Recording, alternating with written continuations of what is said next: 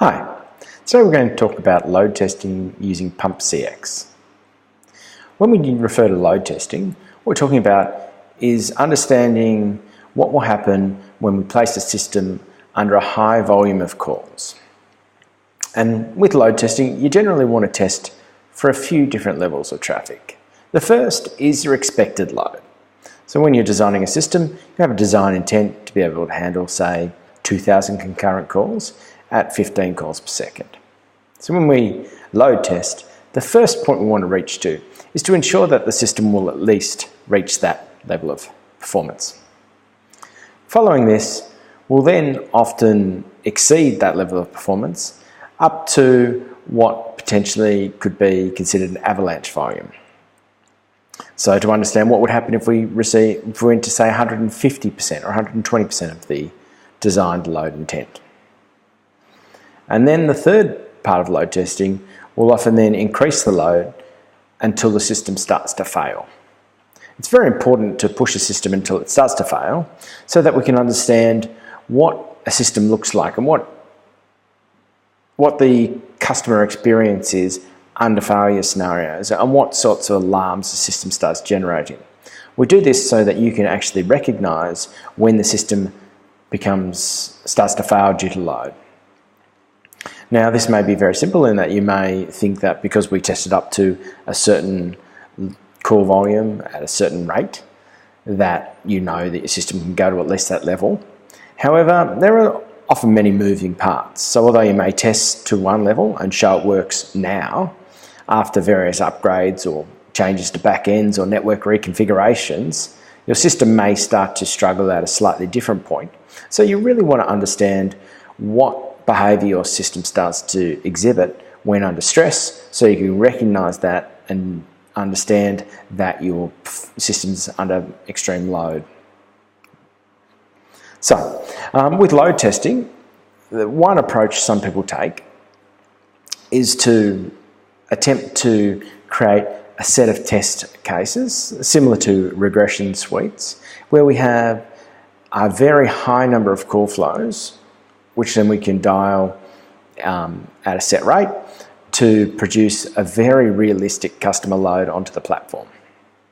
While this initially appears to be a great idea, one of the key things you want to do when load testing is to have as many instances of the exact same call type or exact same test case executing so that we can look for slight differences in timing and behavior of that one test case over the test run.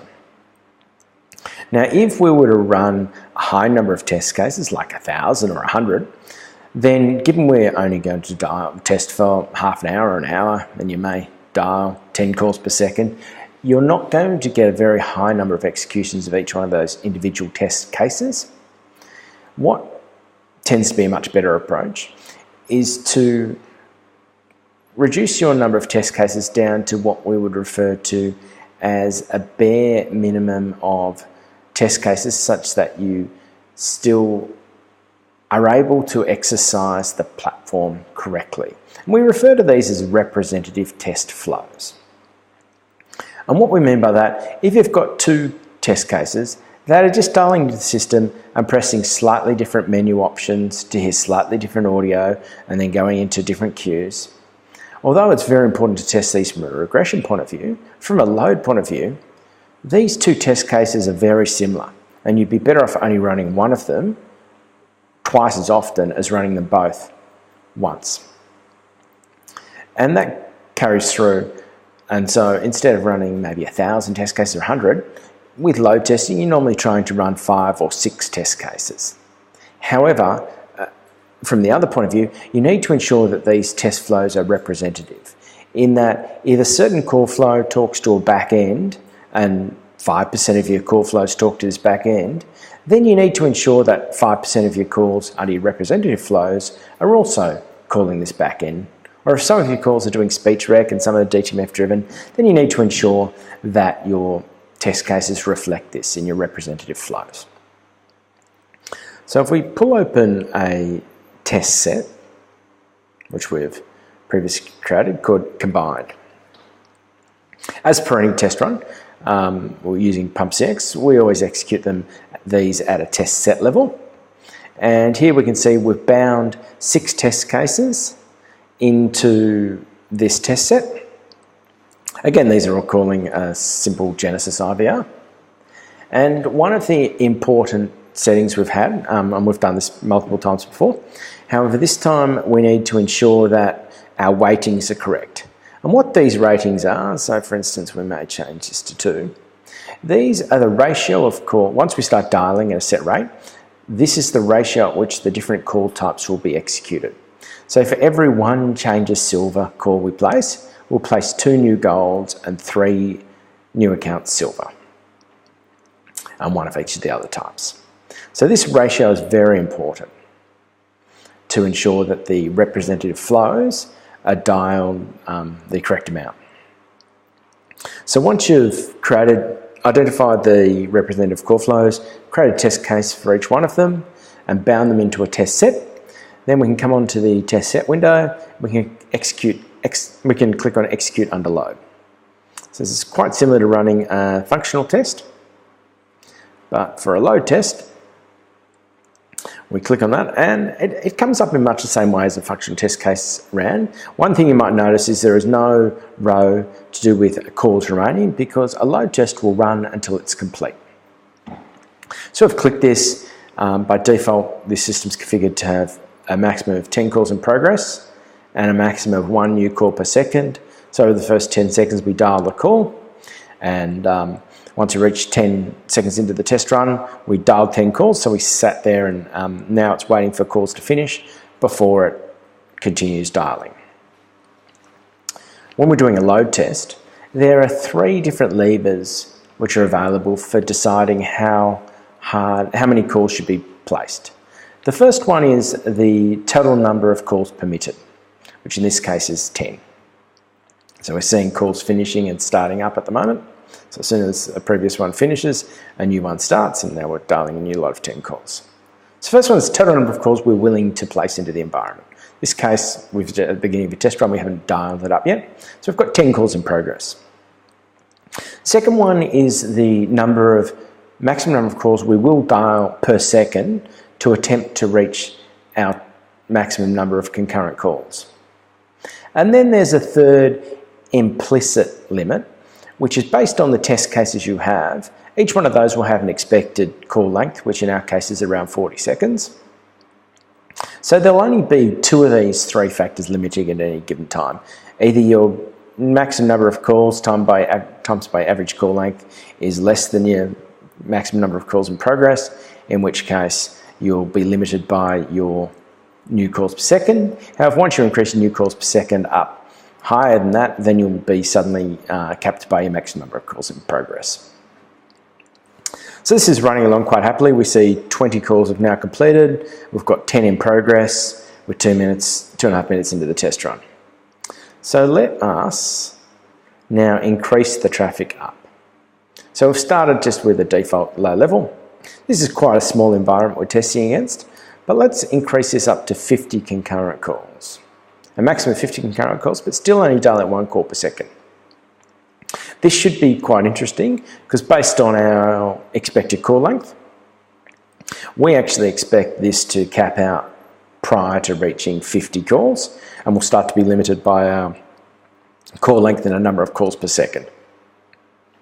So once we get to this level, we expect this to dial constantly.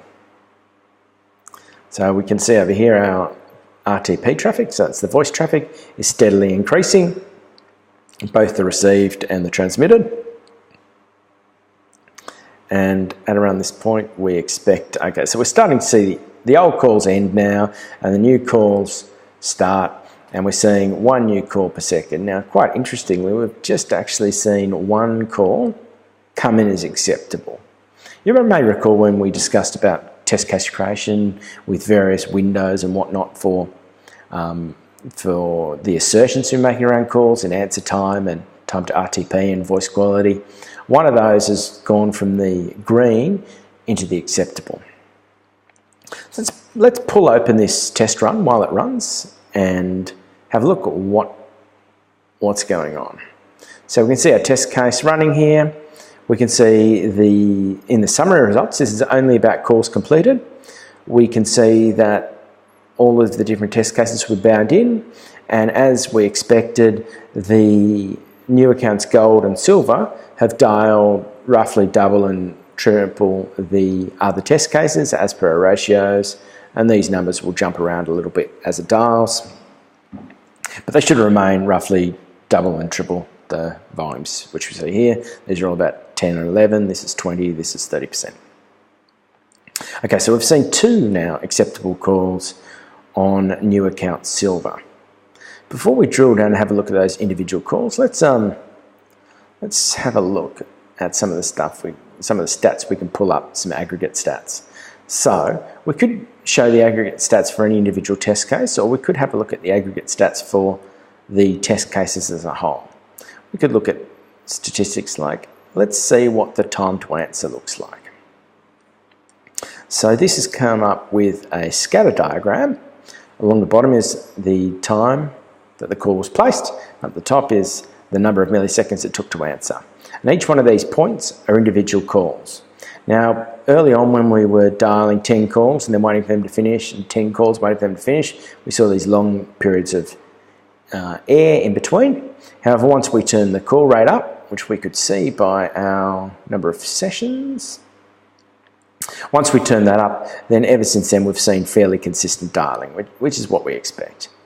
And the calls are all being answered quite quickly, within about 40 milliseconds, all the way up to this one here, which took a bit longer. Any of these points, we can click straight on it and see the call record. So we can see the calls come straight up, and this is nothing new. We saw this in our previous testing. It's the same call screen. And we can do all the same things. We can download the network traces, we can look at the logs, we can play the audio, and we can see all of the test cases, what passed and what failed. Let's close that and jump back to the test set. We could also look at our cap rate or our CPU usage. The CPU usage is the CPU usage on our side, on the pump side. And we always need to be mindful of the amount of CPU which we're using on the server, lest we max out our CPU performing some complex tasks. If we were to max out our CPU, we need what that would reflect like in the test cases, in the test results, it would appear as jitter. So we always track our CPU usage the whole time, and if the CPU maxes out, you need to treat any jitter results with a grain of salt. Now in this case, we're not seeing any CPU maxing out, and if we go down and have a look at our jitter, we're also not seeing any jitter of significance. Now, going back to answer time, we can also, instead of looking at this as a scatter diagram, we can also pull it up as a distribution graph. This is very important in that we start to see, are we seeing outliers, a significant number of outliers? If we look at those in a distribution, they would appear here as a secondary hump. Now this is all a bit spiky because we don't have much in the way of call volumes. By the time we place 10, 20, 40,000 calls in, these graphs have become very smooth. Or we can also look at it as a cumulative time. If we were looking at this graph and we saw 2 very distinct humps, one here and then one out 4 seconds or 8 seconds or 10 seconds, then we'd suddenly know we'd have a problem. We'd actually see the same thing on the scatter diagram. However, on the scatter diagram, it would appear as separate lines this way, normally a very dark line at around your normal answer time, then a lighter line at say 2 seconds, 4 seconds, 8 seconds. And you occasionally see this. And when you see it, you need to drill down onto some of those calls that are taking longer to answer, get the IDs and try and understand from the system under test what is affecting these calls. Why are these calls different? Are they all going through the one server? Are they having a slow response and a lookup? All these sorts of things. And we can identify the calls very quickly, give you the IDs from the system on test, so Genesis or Cisco, and then you can pull the logs for those individual calls and understand what went on. We can also look at not only the answer time, but we can look at how long it was before we received any RTP at all. This is very interesting because some systems, when they start to become under stress, they may answer the call quite quickly. However, they will take a while to start streaming RTP at you. So sometimes it's quite interesting to identify, although the answer time hasn't peaked, suddenly this RTP time's peaked, and so it's quite a long time still before the agent gets to hear any audio. Unfortunately, generally systems start to stream silence. The initial or RTP packets will be silence audio, so the customer still doesn't really hear anything. Then when you actually start to really hear something is this time till audio. So this is the time it was before we started to see RTP arriving that wasn't silence. And this, from a customer point of view, is when the call really got answered. When they hear, hello, welcome to such and such organisation. So this is a very important one because this is the time the customer believes they've been answered. Then we can look at stats like call length. Now, because we're running multiple test cases, which are slightly different, we do see 3 distinct lines here. If we pull these up on a distribution graph, you'll see what I was talking about. When you see distinct lines, they appear as distinct bumps on the distribution graphs. From a cumulative. On the cumulative graph, you'll see individual step-ups. Now, this is to be expected. We're running 6 different test cases, and they've got slightly different test cases. Then we know that we're getting a pretty high success rate, so let's just refresh that to see what stats we're seeing at the moment. So we're seeing we're saying 1 unsuccessful call, 3 acceptable, and 99.11% passes. We can look at our results over time, and we see that we had an unsuccessful here, we had an acceptable there, had an acceptable there, and we had an unsuccessful here.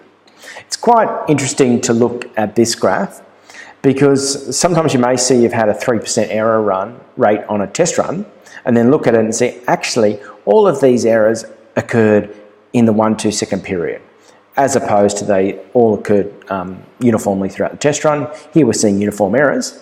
However, occasionally in a test run, you may start to see things like, okay, we're seeing calls answer slowly 1% of the time, but then you pull up the graph and you realise it's actually only occurring on the minute to calls that were dialed on the minute every minute. And you see a slow response time. And this is a real example from a customer. And when they looked at it, one of the web services they called before they answered the call had a slowed down every minute as the back end did some garbage collection. Although they couldn't fix this, they could at least understand that there was a slight issue and understand the cause of the issue, and then accept that that was the way things were. It wasn't making it appallingly bad, we were just seeing some delays. We can review our RTP traffic, received and sent. This is a very important graph to be able to view because as systems become under load, they'll often stop being able to successfully stream RTP back at pump. So we'll see our transmitted RTP stay nice and steady up at a set level, and we'll see the received RTP start to drop down substantially in periods. And that's classic of systems that are under stress. And finally, we can look at the jitter, the mean and max jitter, to understand, do we have a problem? Are we approaching a 50 millisecond, 100 millisecond max jitter, in which case we will start to see audio packets get dropped. It's very important because you can't pick up these stats by listening to the call. It all sounds fine. You need to look at network traces.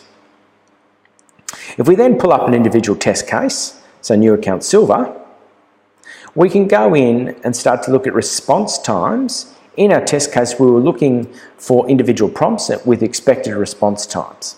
We can start to see what those response times are to each one of these menus and see how quickly the prompts are arriving. And we can look at the distribution of those. Again, these are very good. If you've got slow response time and a couple of percent, you'll be able to drill down immediately on the scatter diagram at these high calls and say, well, what went wrong here? Now, this is actually one of the acceptable calls we had. I've chosen by random because I saw that there was a reasonably slow response time, and we actually see that this breached our acceptable time for a response there. And that is, you're seeing it here in this quite long delay between entering that DTMF and this next prompt. While if we come in here, just to grab another call, the one before it, that delay was much quicker.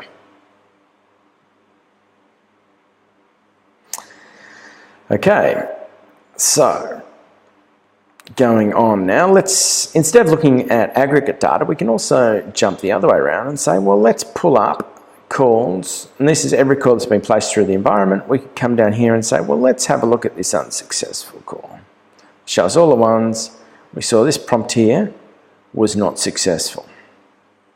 And if we play the call, please enter your account number and your PIN. Welcome. For billing questions, press 1. For newest, please hold while I transfer your call to the next available agent. All of our agents.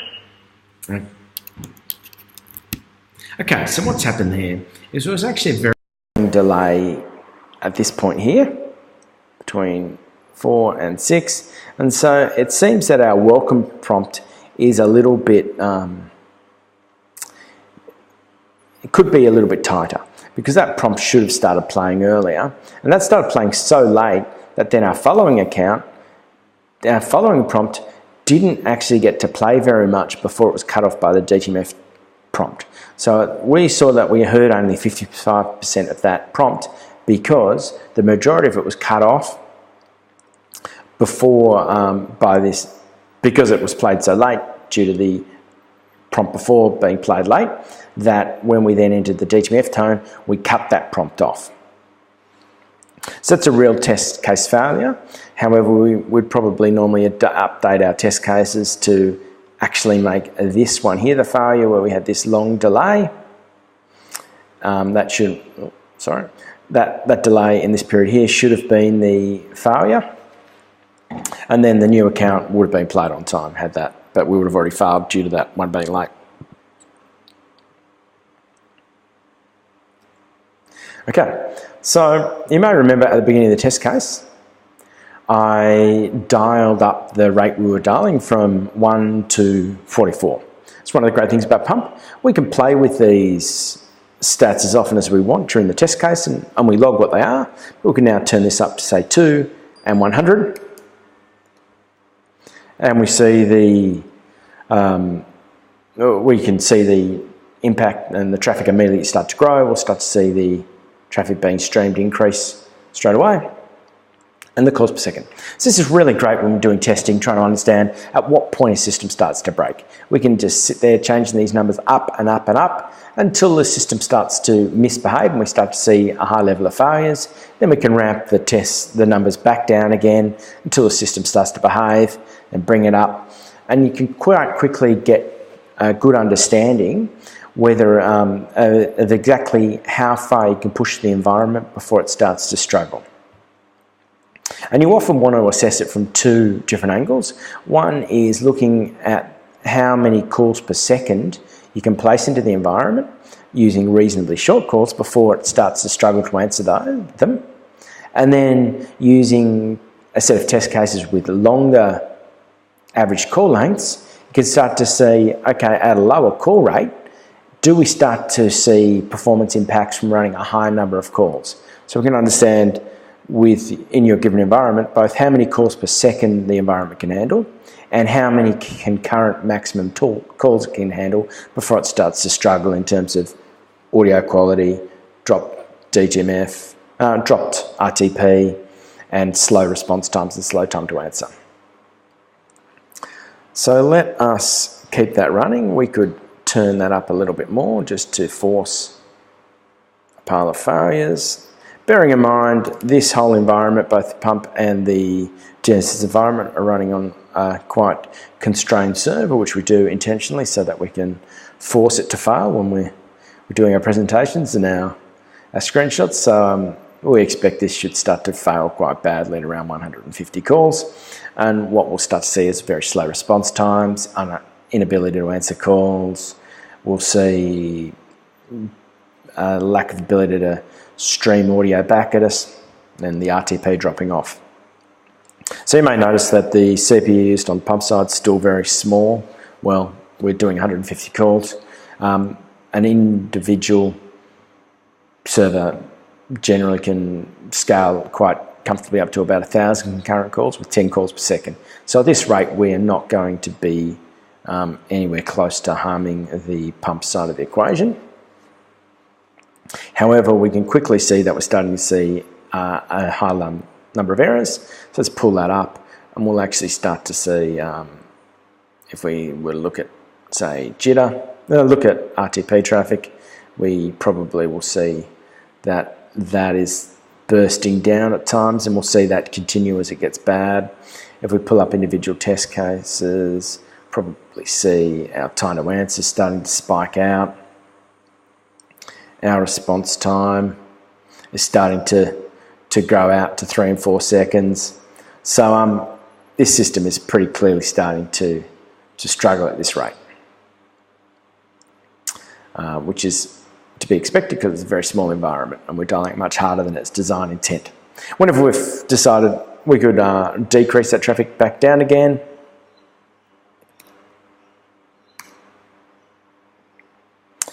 and so we can bring this up and down as test runs, and then at some stage we will have decided the test run's complete and we would hit stop. So what happens when we hit stop is it will stop dialing new calls and patiently wait for all the existing calls to come off the platform. That's nice in that all of the currently executing calls will complete, and then as soon as that happens, the test run will complete. Occasionally you'll want to stop a test case dead, and so if you press stop again, it will hard hang up on all of the active calls. However, all of those calls will then fail because they didn't complete their expected outcomes. So once we've done this, we can pull back up this report as often as we want and go back through it. One of the really cool things is you can go back in as for any other test case. We could go back in and modify the test cases now, the assertions in them, and reprocess the results by going up there and reprocessing all calls and seeing if we changed our set of rules around looking for some extra attached data or looking for a different prompt. We could do that retrospectively and come back through and look at the data from different angles. Okay, so that is what we wanted to show you in terms of load testing, a load testing demonstration. Thank you very much.